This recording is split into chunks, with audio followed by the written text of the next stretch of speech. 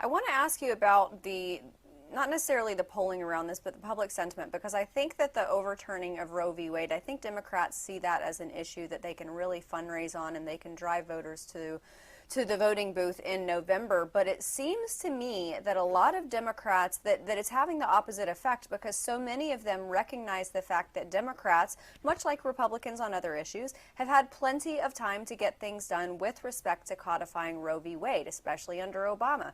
So do you think that this plays well for Democrats going into midterms, or is this going to kind of flip things on the faces? I think it's an issue that can get a lot of grassroots support among the base of the Democratic Party, and you'll see a lot of them at protests. It's an issue that really gets people fired up. I mean, you saw when Trump was in office how many women turned out for the Women's March.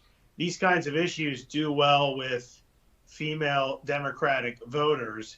But as far as getting independents on board, as far as getting moderates to vote for Democrats in the midterms, I don't see abortion, despite the Supreme Court's decision.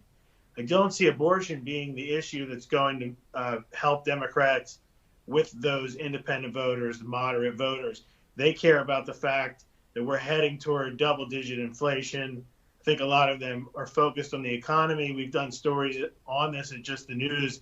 So many recent polls, even after the Supreme Court's decision to overturn Roe v. Wade, a lot of voters are citing economic issues as the top concern heading into the midterm. So if Democrats keep pushing this, it may help the abortion issue, may help them with their base, but I don't think it's going to help them with those independents and moderates.